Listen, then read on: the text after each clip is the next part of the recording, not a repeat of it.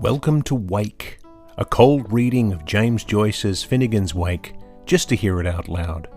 Join Toby Malone and TJ Young, along with some special friends, as we puzzle our way through what we once thought was an unreadable book to produce a surprisingly listenable podcast. It is Monday, May 27th, 2024. It has been 11 days since we have started reading, with 44 pages complete of 628, meaning we have 584 pages left to go and are 7% of the way through Finnegan's Wake.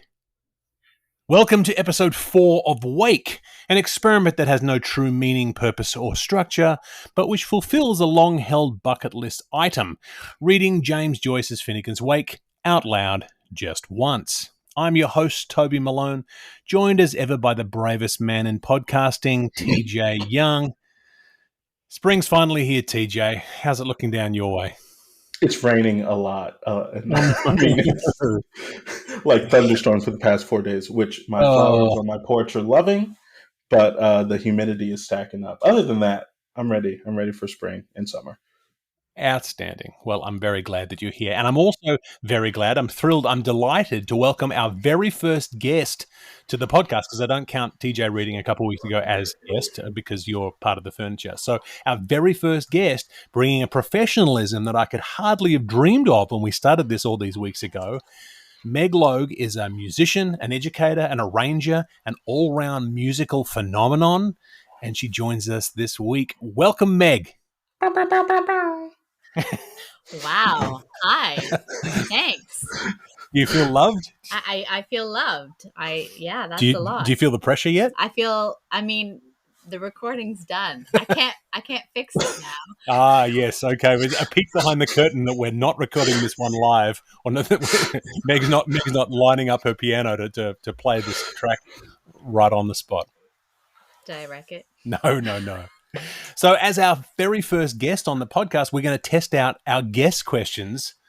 So you're going to be our guinea pig. Is that okay? Cool. Yeah. Excellent. So tell me in as much detail as you can. Tell me, what is your relationship with James Joyce and Finnegan's Wake? Well, that might be the meanest first question in podcasting, right there. Well, You're allowed to say nil. I don't have much of one. I mean, I'm aware of who James Joyce is. Yeah. I watched you read Ulysses. Yeah. So it can be read. I know he's Irish. I'm not a student of literature by any means whatsoever. So what is your background? I studied music at university and some drama. So I did not take one single literature course after I graduated high school. So, but in addition to music, now you teach English. Well, sometimes they ask me to teach English when there aren't enough music credits. Yeah. But still. Okay. Yeah, it's true. It is true, but we don't get to James Joyce with the grade 9s and 10s. I hope not. Yeah, it's a little elevated, yeah. We struggle with A Midsummer Night's Dream, so, Right. Fair enough. Yeah. So. And you have Irish blood, so so you're qualified. Sure. I mean, that's all that's necessary, right? I like a whiskey. Exactly. There we go. Perfect. I've sung at a wake before. There you go. Well, geez, wow. Many, actually. Many. Yeah. Okay. So there you go. Excellent. No one woke up at those wakes? No, not at any of them. Okay. No. So what did you think when you first heard of this project? We started telling you about reading this thing out loud. I wasn't totally surprised that you would want to do that, because you've talked about it before, right? That wanting to hear it out loud, and we were, toying around with the way to do it, whether it would like be the family sitting around, or right. this felt like there would be more accountability. So I approved. Right. And before we got on the track tonight, we talked about how you hadn't had a chance to listen to any of the podcasts up to now, which is totally understandable.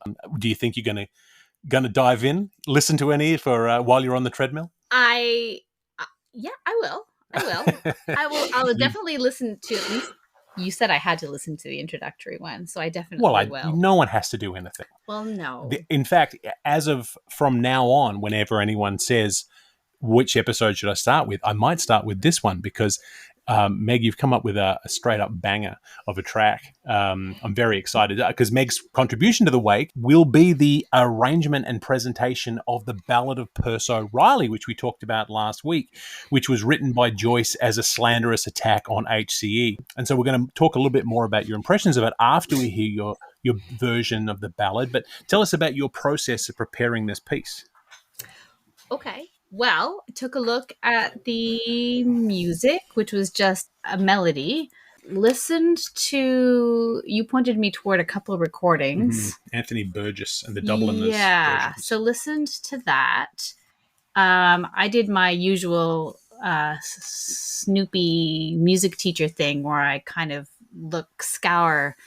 scour the internet for different arrangements just to see what other people have done with it and what chords might go with the melody that I was looking at. I do have a lot of experience singing like Celtic folk music. I did a lot of that actually at university. So I kind of knew what I thought would probably work. And then, so that was the music part. And then I just messed around on the piano. That's kind of, I just messed around on the piano to figure out to play it. I didn't play it the same twice ever. But you said that was okay. Yeah. And reflective of the process of the cold read. Absolutely. Anyway, so thank you for that validation. So not my normal getting it like super precise, like in classical music. And then with the words, it was really interesting because I sing at church on occasion. And I don't know if anyone's familiar with like a Catholic psalm, but part of it is you get this big text and just a little bit of melody, and you have to mark up the text to know where you're going to move on the melody.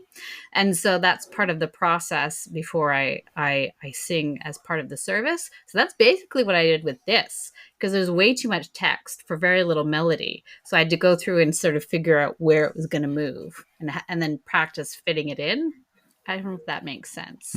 So ran through it a few times, and I think I asked you for pronunciation on a couple things, but a lot of other things I just sort of went for it. I'm used to singing in lots of different languages, so I wasn't scared if I didn't know what the word was. You know what I mean? I mean, a lot of these words, I was like, this is okay, sure. Absolutely. Yeah. Well, like that looks German. Well, that looks French. That could be Latin. That could be Sanskrit. I'm just going to have a go and something will come out probably. But so listen out for the verse that starts with "Where from roars Poolbeg." It's a feat of majestic twinkle toes through the lyrics. It's just this incredible. Thanks. I thought you guys did I mess that one up? Oh no, it's my favorite. It makes me laugh every time. It's my favorite. It's you really you sort of hit your stride, and I can't even remember. It's the most complicated one. And yeah, you'll hear it when you get there. It's my favorite. So so it's interesting because the lyrics. It's funny because having heard you sing it 6 or 7 times in this prep, after a little while, the meaning becomes very clear. This is the song's the big slander on HCE and all the rumours of his indiscretions as they fly around Dublin, and the things that he might have been doing and all the different ways. And we're not going to offer a lot of analysis here, but there is information. There's a good site called james-joyce-music.com with a lot of information about a lot of the songs that are influenced by Ulysses and Finnegan's Wake and things like that, including the recordings performed by the writer Anthony Burgess and a version named Humpty Dumpty by the Dubliners. But yeah, it's really quite interesting. We didn't know this, but Joyce was a bit of a composer. He was obviously a novelist first, but then was also a poet, and then used to write a bit of music here and there. So we're getting ready to listen to this track. So as always, if you're following along, our content is from the Penguin Modern Classics editions of Finnegan's Wake, published in 2000 with a foreword by Seamus Dean. So today our song comes from chapter 1-2, our shortest read yet, with a musical staff and 14 verses, coming in at 4 pages, spanning pages 44 to 47 in this edition. So this is part of a segment it's entitled The Humphreyad 1, an academic study about the rumour mill obsessed with HCE by the Oxford World's Classic edition of 2012, which also includes brief summaries of what is happening in each subsection, which we will address at the end of the song. So let's listen to the song, and then we'll be back to talk about what we've heard. And without further ado, this is Finnegan's Wake. Ardite, Arditi, music cue, the Ballad of Persse O'Reilly.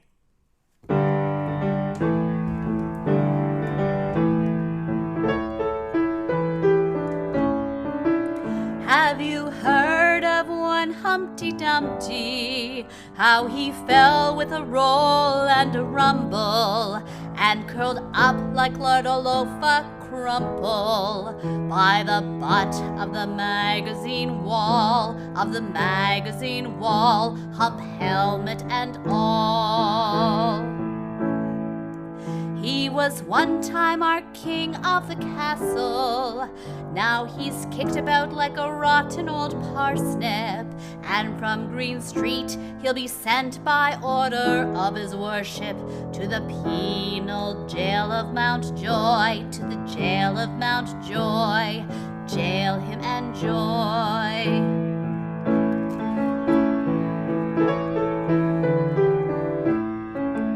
He was father of all schemes for to bother us, slow coaches and immaculate contraceptives for the populace, mare's milk for the sick, 7 dry Sundays a week, open air love and religious reform, hideous in form. Why says you couldn't he manage it? I'll go bail my fine dairyman darling, like the bumping bull of the Cassidys. All your butter is in your horns, his butter is in his horns, butter his horns. Hurrah there, hosty, frosty hosty, change that shirt on ye. Rhyme the Ran, the king of all Rans, Balbaccio, Balbuccio.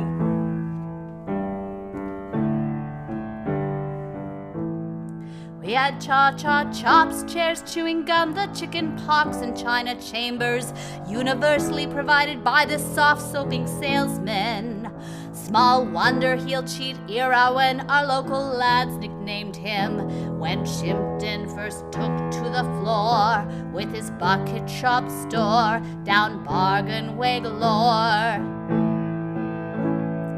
So snug he was in his hotel premises sumptuous, but soon we'll bonfire all his trash tricks and trumpery, and 'tis sure till Sheriff Clancy'll be winding up his unlimited company with a bailiff's bomb at the door, bim bam at the door, then he'll burn no more. Sweet bad luck on the waves washed to our island, the hooker of that hammer-fast Viking, and Gaul's curse on the day when Eblana Bay saw his black and tan man-o'-war, on the harbor bar. Where from roars Poolbeg, cooking a halfpence he balls, Doneymore, Scrampetal, Wick, and Wipin Fampney, Fingal, Mac, Oscar, One Zine, Barjars, Boniface, Thoxmine, Gamelhol, Norvig, Gickers, Moniker, Agazayar, at Gamelhor, Norvikers, Cod, a Norwegian camel, Old Cod, he is begod. Lifted, hosty, lifted ye devil ye, up with the Ran, the rhyming Ran. It was during some freshwater garden pumping, or according to the nursing mirror while admiring the monkeys, that our heavyweight heathen Humphrey made bold a maid to woo. Woo-hoo, what'll she do? The general lost her maiden Lou. He ought to blush for himself, the old hay-headed philosopher, for to go and shove himself that way on top of her. Begob, he's the crux of the catalogue of our antediluvial zoo. Messieurs Billing and Coo, Noah's Lark's good as new.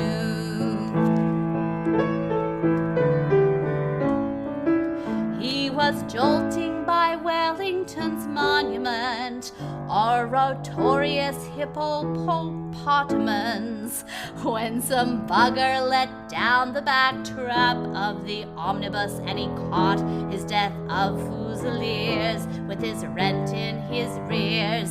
Give him 6 years. 'Tis sore pity for his innocent poor children, but look out for his missus legitimate. When that fru gets a grip of old Earwicker, won't there be earwigs on the green, big earwigs on the green, the largest ever you seen. Sophocles, Shakespeare, Pseudo Danto, Anonym Moses. Then we'll have a free trade Gales band and mass meeting for to sod him the brave son of Scandinavary. And we'll bury him down in Oxman's town, along with the devil and the Danes, with the deaf and dumb Danes and all their remains. And not all the king's men nor his horses will resurrect his corpus, for there's no true spell in Connacht or hell that's able to raise a cane. All right. That was the Ballad of Persse O'Reilly from chapter I loved it. So good. So much fun. That's from chapter 1-2 of Finnegan's Wake, arranged and performed by a dear friend of the podcast, musician and educator Meg Logue. TJ, what were your impressions of that performance? Well, like I said last episode, this is like the original diss track. So I'm listening for all the insults. And there was one part where Wherefore Roars Poolbeg, like that whole section. I just imagine some really drunk dude just like, my turn to sing a verse.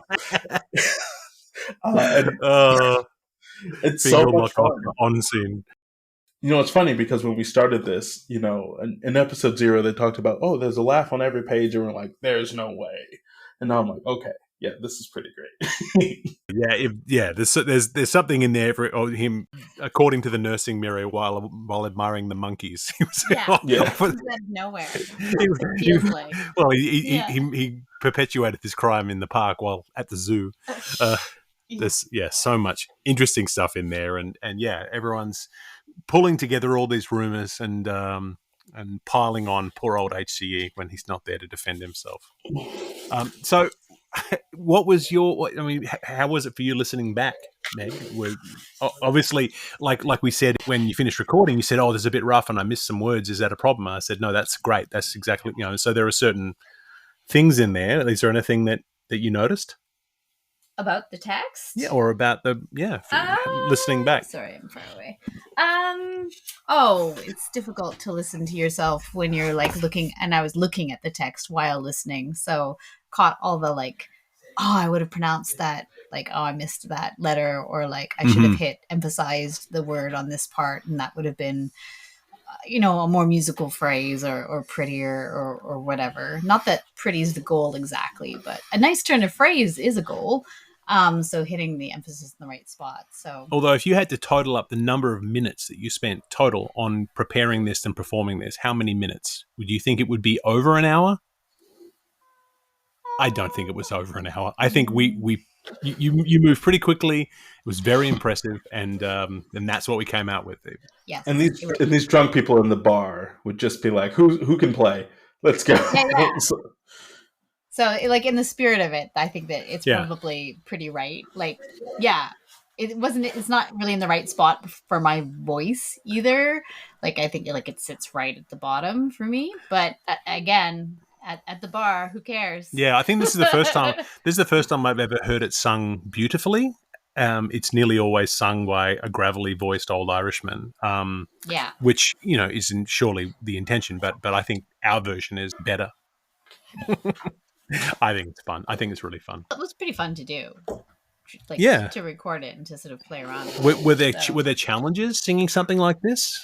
I was impressed with the way that you negotiated the language. That Poolbeg stanza there, I thought that was going to be the challenge for you. The Norwegians and all of those guys, and you sailed through those. So you were saying that the difference between this and singing German opera is not much different. Well, when you're singing in a different language, you don't get too caught up on meaning, right? And then you kind of learn the rules. Obviously, there's different rules in Italian than there are in German. And I've sung a little bit in Gaelic, and like none of the rules apply in Gaelic at all. Like none of them. I've had to, like, anytime I've sung in Gaelic, it's been totally like phonetic, because yes, totally not the same rules at all. So I guess I'm used to just sort of I guess it was easy enough to make it up. Yeah, basically it sounds like you fit something that sounded like something that sort of made sense, which is why you fit into this podcast exactly, because we spend a lot of time on phonetics in this podcast. There's a little bit more meaning that pops out than maybe it does in German opera, but you're right. Like the first time I sang it through, because I think the first time I sang it through, I just like really just had the music in front of me and I did a proper like sight read sing, right? And I had no idea what it was about. And you're right. But the seventh time through, I was like, I don't really know, but I kind of have a sense of what I am now singing about by the time I got to the end. So that was good. That's the general take that I get from this novel in general. I'm like, what's happening? This is what's happening. Okay, what's happening again? This is what's happening. We'll have to put the MP3 up on Apple Music, so people can put it on their playlists. It's impressionist, right? Yeah, it's just sort of like you get an impression of what's going on, and it's evocative, right? The words, the painting, or whatever, but you don't. It's not entirely clear. It's interesting because the feeling I got from it when I first heard it was it felt almost medieval in its in its structure. Particularly because you arranged that music, because the one you were saying that the one line of music that's in the text in the book is nonsense. It's full of weird sharps that shouldn't be in there, and it's not really like flipping keys or like I'm gonna say it's maybe even in a mode, not in a major or a minor key. And I if I thought very hard about it, I could work it out, but not right now. But it doesn't really look like it's written for an instrument. It looks like it's just for the voice, probably, the way that it's laid out. So the fact that you arranged that music and then sort of brought it into something that felt like it was coming from the court of Henry VIII, I thought that was very interesting. Well, I feel like that's how a lot of the old Irish like dirges, like the folk songs sound, though, like with that sort of, I don't know. Yeah. Does all the Irish stuff sound medieval?